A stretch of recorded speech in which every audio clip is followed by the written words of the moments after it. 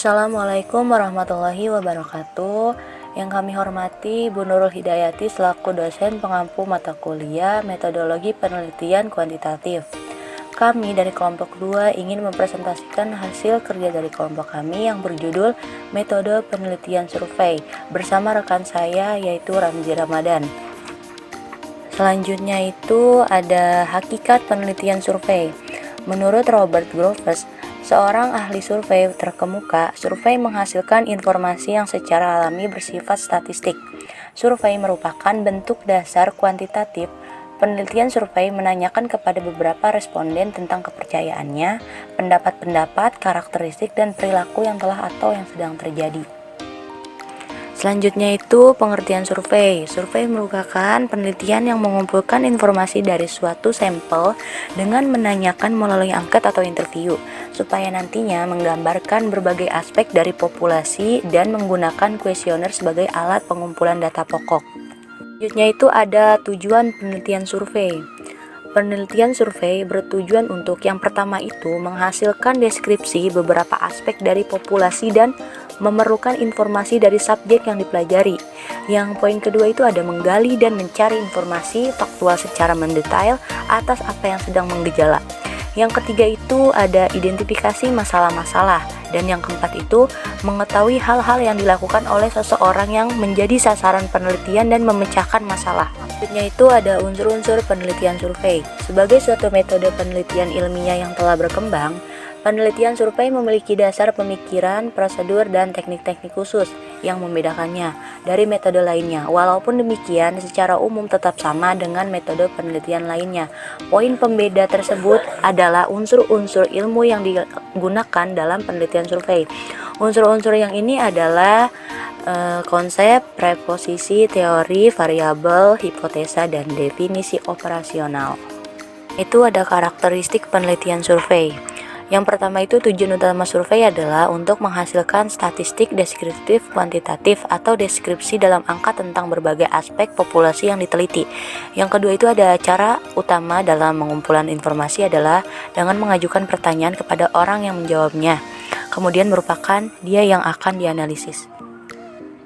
Selanjutnya itu ciri-ciri penelitian survei. Yang pertama itu memberikan gambaran terhadap fenomena-fenomena.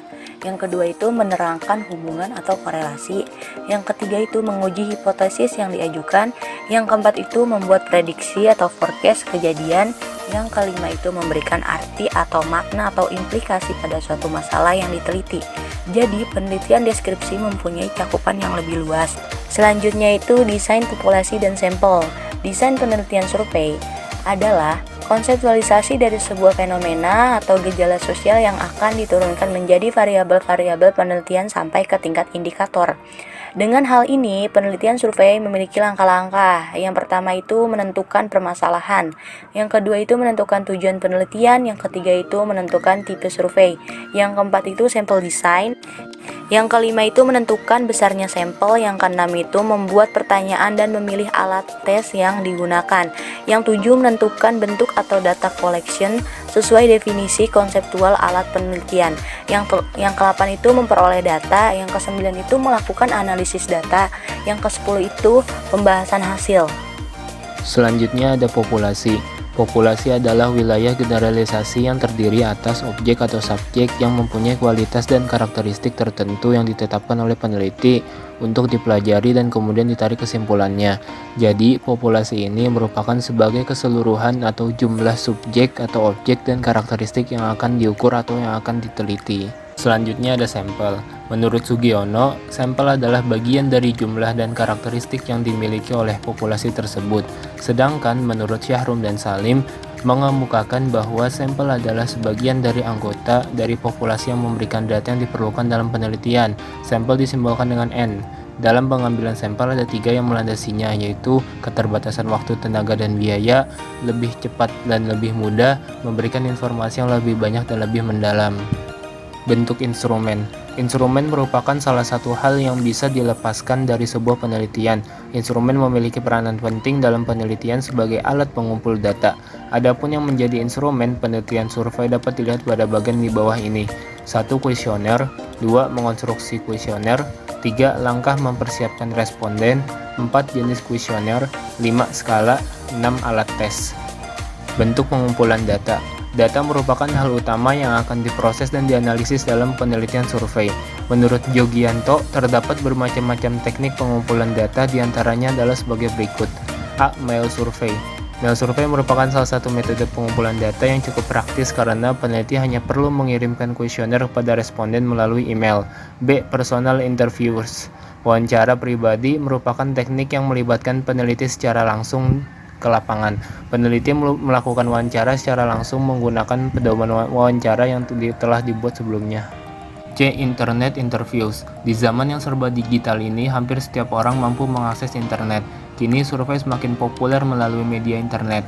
Biasanya kuesioner berbentuk link form yang mampu diakses oleh siapa saja.